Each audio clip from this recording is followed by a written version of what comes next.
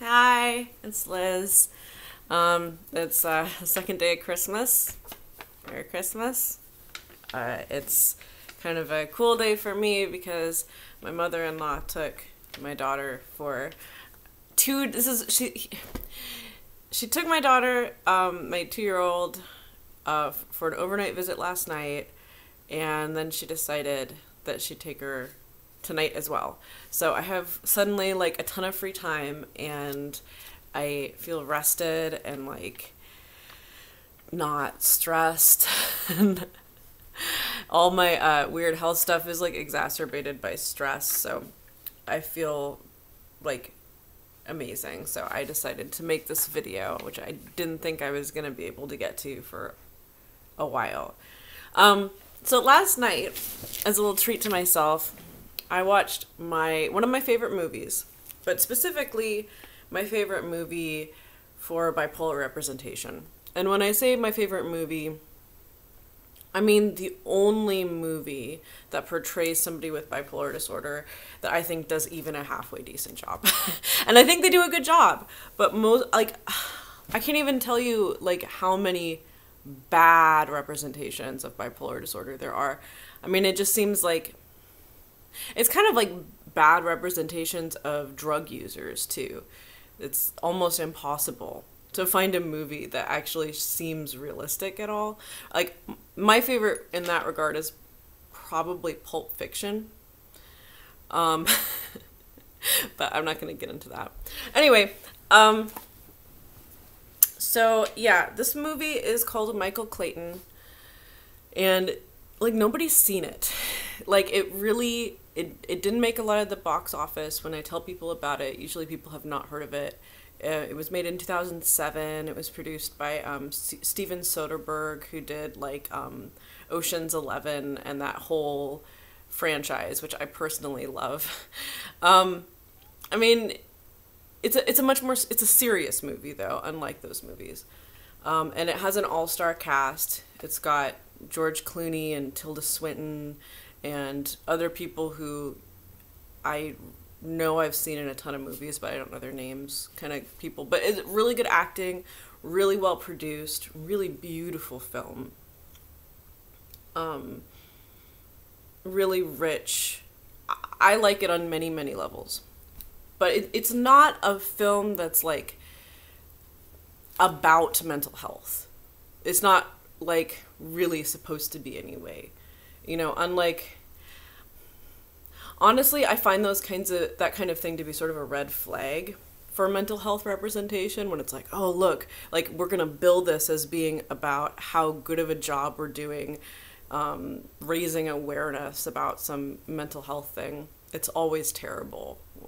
You know, it's always just like cheesy and weird and pandering and sentimental and stereotypical.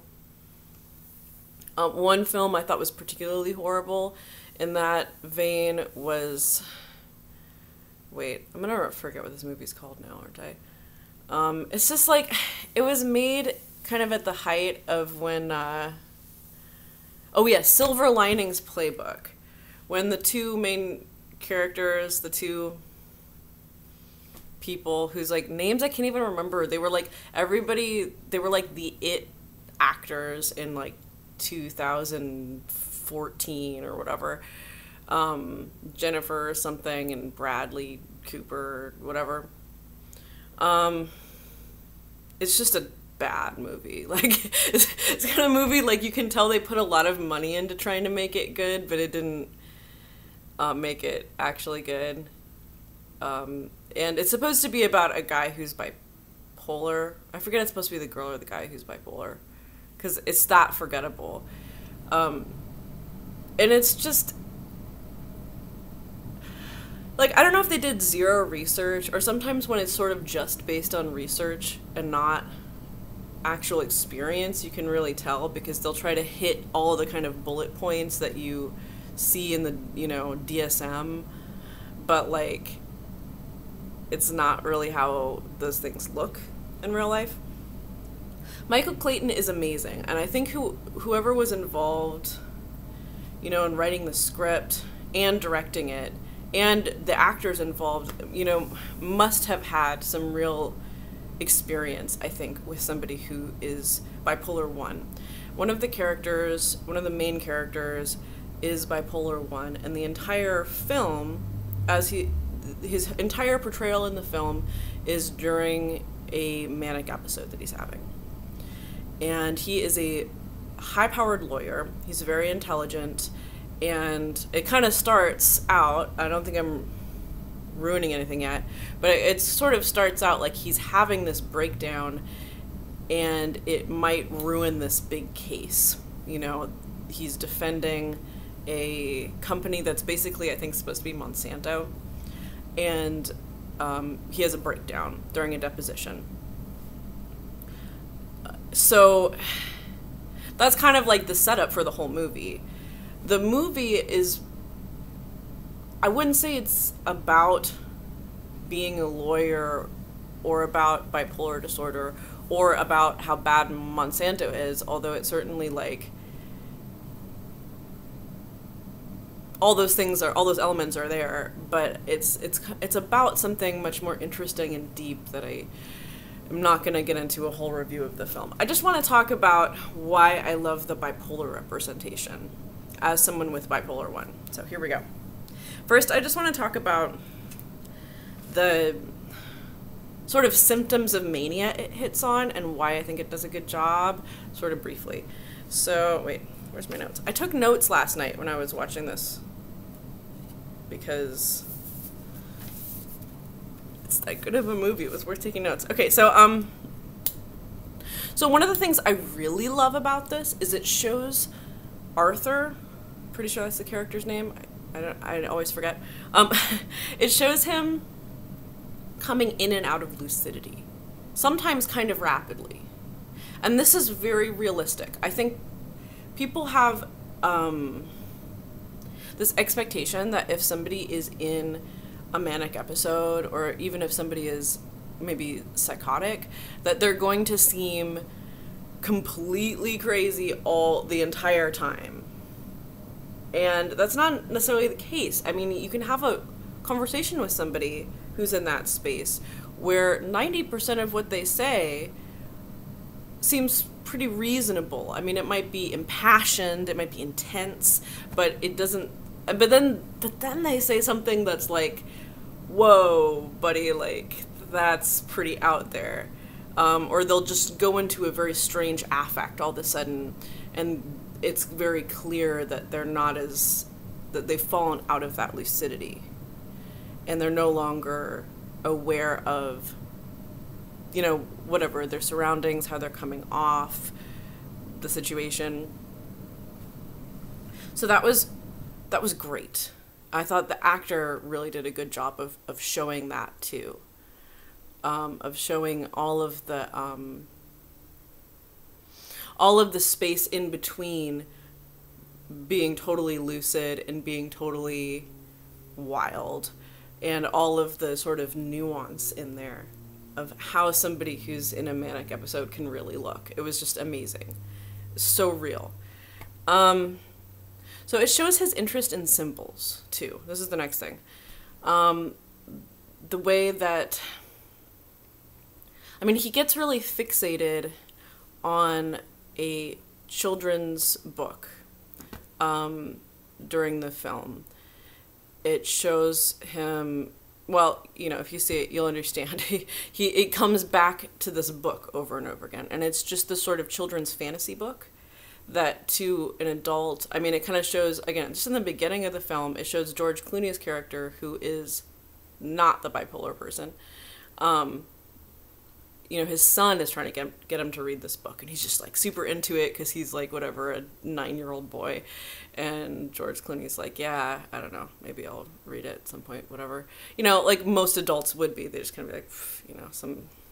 But Arthur, in this manic space, he talks to the kid at some point, and he's making all these connections between the things that he's experiencing in his manic episode and what's going on in this book, and how his experiences of the world and what's going on around him, have become very symbolic. And so he sees these connections between his symbolic reality, his interpretation of the things that are really going on,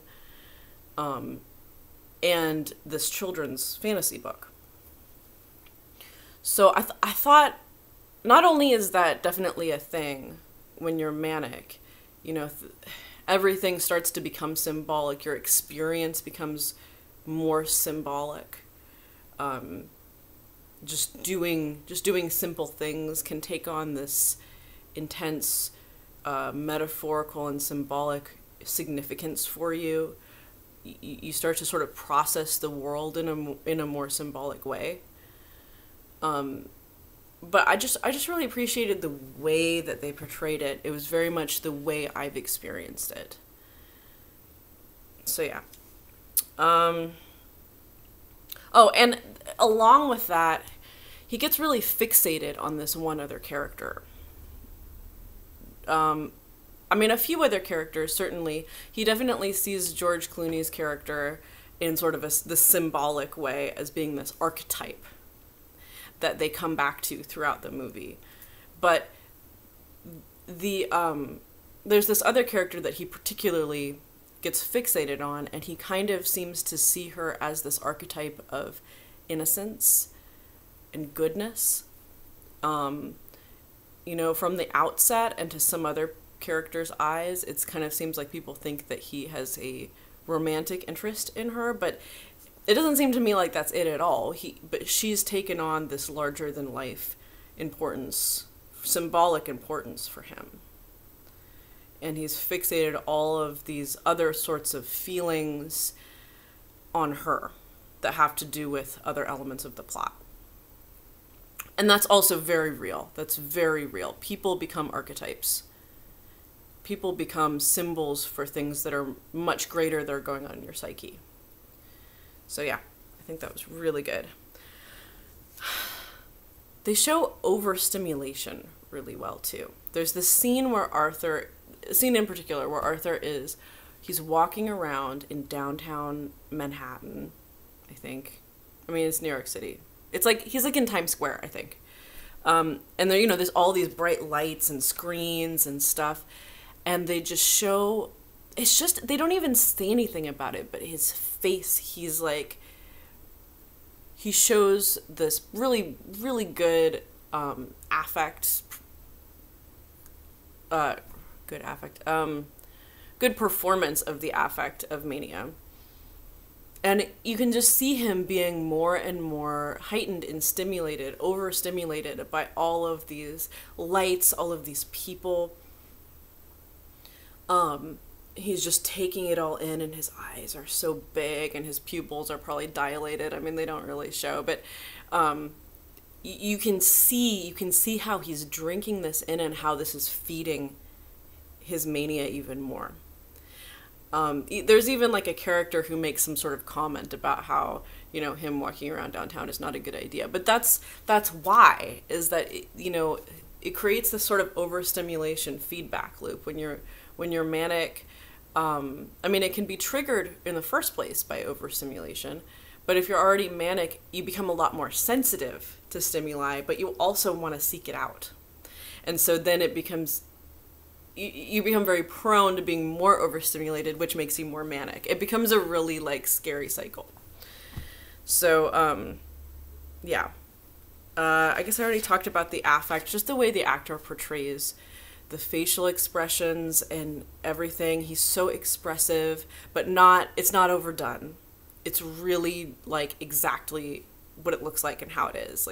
I don't know how he did it. Again, I really suspect that if he didn't have some personal experience, that he did very, very good research for this role.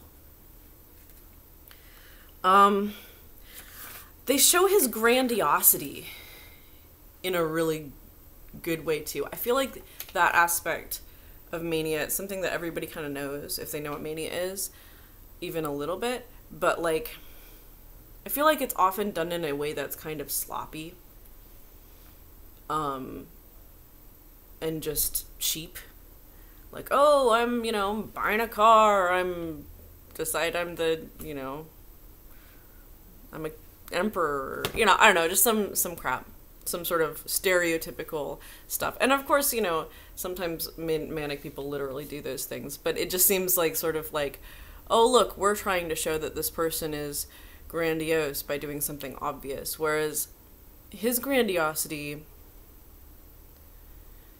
it's subtle, but it's very much there. You know, he starts hatching these big plans about how he's going to deal with other elements of the plot. Things that if he was fully grounded and had a realistic assessment of the situation, he'd probably realize were dangerous and naive. But because he does not have his feet on the ground, he's pursuing these big plans that are coming from a place of just core morality. You know, he's seeing it in very very black and white terms. He just knows he has to do what's right, and he's going to go all the way. You know, that's very manic, for sure. Looking at my notes. I also really like this way, again, I kind of mentioned the spending spree thing as a way that sometimes, a lazy way sometimes to show grandiosity. But the way they did it was it was so subtle. And they only show, I mean, he's not going out and buying, you know, flashy things that normal people would buy. Because people who are manic are not necessarily thinking about things in those terms, like, oh, I'm going to buy a red sports car, or some sort of socially expected kind of thing. It's things that make more internal sense to them, and to where their delusions and where their values and, you know, just where their internal reality is at. So what Arthur does, he does two things to splurge. Well, not to get into specifics, I'll just say that he spends kind of a lot of money toward his moral goal. And he does it in a way that's maybe a little bit unnecessarily extravagant to help somebody else. To make somebody else feel good, because he feels that that's very important. And the other thing that he does, and I love this, he buys, like, he goes to a bakery, presumably. They don't show him go to the bakery. They show him with, like, 20 baguettes. And he's just talking about, like, they smell so good. Don't you just have to try one? This is amazing. Like, he's just kind of over the moon about, he just loves these baguettes. So he bought 20 of them, and he lives alone. Like, he doesn't have anyone to share them with. It doesn't make sense that he has 20 baguettes. But he's just so overcome with joy about how good they are, how good they smell, how warm they are, how beautiful they are. He's just kind of sensuously loving this abundance of bread. And this is just perfect. Like, this is exactly the kind of thing that a manic person gets into. They just, you know, you don't do anything halfway when you're manic. It's like when you love something and appreciate something, it is everything for you, and you just dive right into it. And it's just a simple thing. It's bread, but you know, I don't know. It's beautiful. I'm sure there's some symbolic importance that you could read into the bread too, but that's another. I'm not gonna get into that. And then it also shows his creative inspiration. But it's not in, again, the sort of stereotypical way you tend to see with, you know, bipolar representation, where it's like, oh, they're painting because they're bipolar and they're creative, you know. Like, again, not to say that bipolar people never paint, but it's just, there's certain really common stereotypes that get to a point where they're lazy in storytelling, at least lazy the way they're usually done.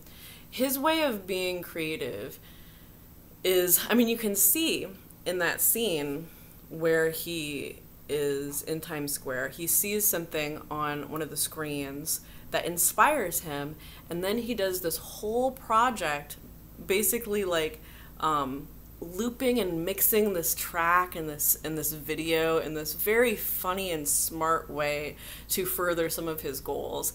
And he works really hard on this, and you can see just the, you know, in his face and the way he acts that scene, just how inspired he is, how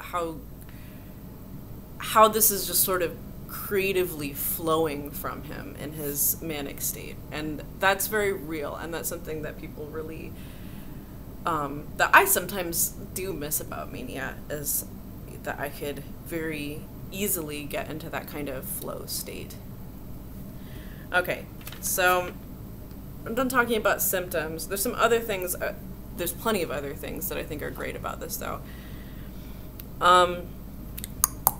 Okay, so one of the big things that I love about this film is it very delicately walks the line between, I mean, okay, there's basically two kinds of delusional mental health delusion films. There's the common kind where it's just very clear that the person is 100%, you know, lost touch with reality, and everything they're imagining is completely false, and it's just, yeah, it's all in their head, and they just have to get help, and it's very cut and dry like that. Or there's those kind of twist films where it's like, oh, they were crazy, but they're not really crazy because everything they thought was actually true, and they're not the sick ones, and we're all living in the Matrix, or we know whatever. And I think both takes are lazy and not capturing the fullness of those kinds of psychological states. I'm going to try to express my weird nuance idea about this, because it's hard. So I guess what they show in the film, and like I said, he is seeing this very symbolic reality. He's seeing this very spiritual reality. And he has, to some extent, you know, he's not grounded. He's not grounded in the sort of everyday, mundane reality. So there's no bones made about the fact that the man is sick. He's not portrayed as somebody who is really the sane one or anything like that. However, the symbolic reality that he's coming into touch with imperfectly, he's imperfectly coming into touch with, is real. And it is something that is borne out ultimately in the film. It's sort of is revealed in this way that is not simple or spelled out. I mean, it's very gray. It's very unclear what the, you know, ultimate reality is. That's never spelled out for you in the film. But what the ultimate sort of moral spiritual reality. But it's clear that the things that he fixates on, the language that he's using, what he's describing on a symbolic and spiritual level does have some reality. Like, he is somewhat in touch with some kind of reality. And he's also sick. It's both. It's both and, not either or. And that's a level of nuance and bravery that I have never seen in a film about mental health. And again, it doesn't attempt to describe or explain the mystery of all this. So, yeah, I don't know. It's good. It's a good thing. So one of the things, a lot of the things that I appreciate about this film have to do with also the other side of dealing with somebody who is, you know, manic / psychotic, and the kinds of, I don't know, the way people respond and stuff. So one of the things that really jumped out to me when viewing the film through this lens was there's this one character, she comes up really quickly. Her name is Karen Crowder. She's played by Tilda Swinton. And she finds out, right, about this lawyer who's supposed to be working for her company, defending her company. And, you know, he has this breakdown and she has to deal with the fallout of this. But her expectations of the situation and of him are just like, she clearly has no sense of mental health stuff. Whereas George Clooney, his character was like there with this guy when he had breakdowns in the past. Like, he understood his mental health history. He understood what these things look like and how they go. You know, he had very appropriately managed expectations of the situation.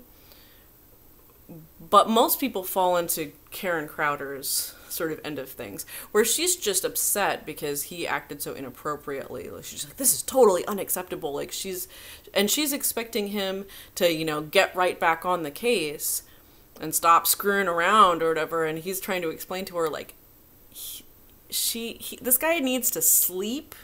This guy needs to get back on his meds. Like, it's going to take a little while.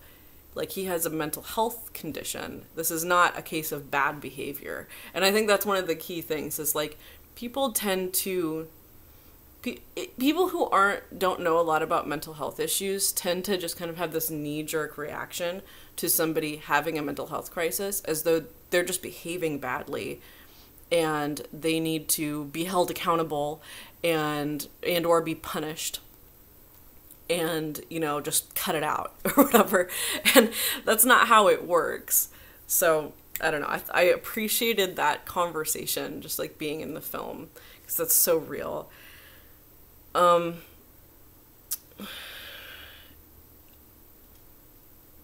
appreciated too, you know, some of the dynamics that they show between George Clooney and this bipolar character. Like, they kind of just keep talking past each other in several scenes where it's like they're not even really communicating. They're both saying things and they're both trying, but they're speaking different languages because their heads are in different places. And that's very real. Like, that's what that's like. And George Clooney really struggles with this because he doesn't want to see his friend do something that's going to be dangerous for him because he cares about his friend. But his ability to do anything about that is pretty limited. Blah, blah, blah, blah, blah. And I like that it just shows the difficulty of that too, that situation. The difficult position that George Clooney's character is in. Because a lot of the time, I mean, I just did this video about psychosis and blah, blah, blah. Like what to do if your loved one is psychotic. And there are things that help. There are things not to do, if possible. But it's like, at the end of the day, it's often a situation that can feel very powerless. And that can be very powerless. And that's really hard. And they show that. And I appreciate that. They show that in a way that doesn't sort of martyr George Clooney. But it's real, I feel like. And I appreciate to that end them showing too how, I mean, toward the end of, or maybe the middle of the film, there's this conversation where, you know, George Clooney is trying to kind of rein his friend in because he's afraid he's doing something dangerous. And his friend is starting to get suspicious of him and starting to build up defenses against him, and which is something very real. It's very easy to lose the trust of somebody who's in that kind of psychological space. And so then George Clooney says, well, I'm not the enemy here. And so then his friend replies, well, then who are you? And it shows that level of sort of black and white thinking that can, you know, really spiral into, you know, that person shutting you out very quickly. I mean, it's a short conversation at the beginning of the conversation. They're friendly and happy to see each other, and by the end of it, it seems like, you know, this friend is basically cutting him off. Potentially, you know? So, yeah. I guess finally there is, oh, well, two things. I appreciated that they talked about involuntary commitment. They have this whole conversation. There's a scene where all of these lawyers are talking about, like, how can we kind of deal with this situation because we want to please our client. So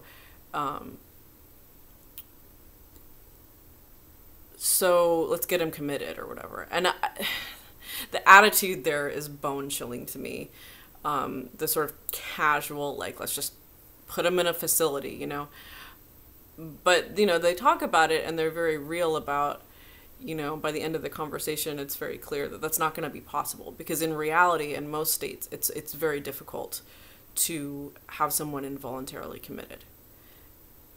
And, you know, they make a point, too, that, like, this bipolar lawyer is, you know, even in a manic state, maybe especially in a manic state, is going to be an animal in court and knows all about this area of the law. And, you know, you're not going to be able to commit this guy. It's just not going to be possible. And that's very true. I have gone through the process of people trying to commit me, and it's even in a space where I think maybe to a layman they would think, well, clearly she's crazy, you know. It's not that simple. And I was not committed. So yeah. I have some other notes here that I don't know what they mean. Oh, and then there's just kind of a little detail, too, that I really appreciated. So they go into this guy's office, doing damage control after this incident where he has a breakdown. And it's just like this total mess. And it's been made very clear that the guy's brilliant, he's a great lawyer, but his office is a total mess. And it becomes kind of, it's hinted at throughout, you know, if you're looking for it, that he probably would be diagnosable with, like, ADHD too, or something, right? Not just bipolar, which